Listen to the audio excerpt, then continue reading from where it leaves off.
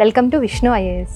APPSC group 1 group 2 current affairs సిరీస్లో భాగంగా ఈరోజు మీతో డిస్కస్ చేయబోయే టాపిక్ డిలిమిటేషన్, అనగా జనాభా లెక్కల ప్రకారం లోక్సభ మరియు రాష్ట్ర శాసనసభల నియోజకవర్గాలను పునర్విభజించే ప్రక్రియని డిలిమిటేషన్ అంటారు. ఈ ప్రక్రియను డిలిమిటేషన్ కమిషన్ నిర్వహిస్తుంది. ఈ కమిషన్ని భారత రాష్ట్రపతి నియమిస్తారు.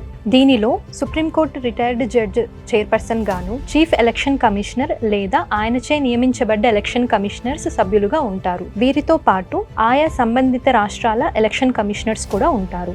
Delimitation commission election commission of ఇండియాతో కలిసి పనిచేస్తుంది. ఈ కమిషన్ ఇచ్చే ఆదేశాలు చట్టాలతో సమానం. వీటిని లోక్సభ లేదా రాష్ట్ర శాసనసభలో ఈ ఆదేశాలలో ఎలాంటి మార్పులు చేయడానికి వీలుండదు. స్వాతంత్ర్యం వచ్చిన తర్వాత నేటి వరకు 4 సార్లు డిలిమిటేషన్ కమిషన్స్ ఏర్పడ్డాయి.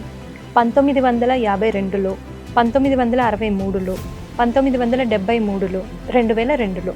రాజ్యాంగం ప్రకారం ఆర్టికల్ 82 ద్వారా పార్లమెంట్ స్థానాలను, ఆర్టికల్ 170 ద్వారా రాష్ట్ర శాసనసభల నియోజకవర్గాలను పునర్విభజన చేయాల్సి ఉంటుంది.